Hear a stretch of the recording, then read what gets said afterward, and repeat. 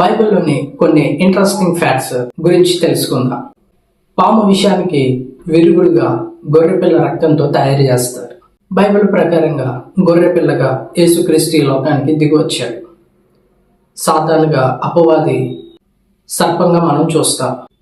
అంటే క్రీస్తు రక్తం యాంటీ వెనంగా ఈ లోకంలో పనిచేస్తుంది. క్రీస్తు రక్తం మన ప్రతి పాపం నుండి కడుగుతుంది. ఈ ప్రపంచంలో పాడుకాని ఆహార పదార్థం తేనె ఎప్పటికీ పాడుకానిది. సో బైబిల్ ప్రకారంగా తేనె దేవుని మాట కింద రాయబడింది. సో దేవుని మాట ఎప్పటికీ పాడుకానిది, అలాగే నిత్యం నిలిచి ఉండేది. దేవుడు యెహెజ్కేలుతో గోధుమలు, యవ్వలు, సజ్జలు, చోళ్ళు, తెల్ల జీలకర్ర కలిపి రొట్టెల కింద చేసి భుజించమని చెప్పాడు. ఈ కాంబినేషన్లో కంప్లీట్ ప్రోటీన్ అనేది కనబడుతుంది. కంప్లీట్ ప్రోటీన్ అనగా 9 ఎసెన్షియల్ అమైనో యాసిడ్ కలిపి కంప్లీట్ ప్రోటీన్ ఫామ్ అవుతుంది. 2500 సంవత్సరాల క్రితమే దేవుడు యెహెజ్కేలుతో కంప్లీట్ ప్రోటీన్ ఫామ్ అయ్యే రెసిపీని దేవుడు చెప్పాడు. This is purest form of the protein.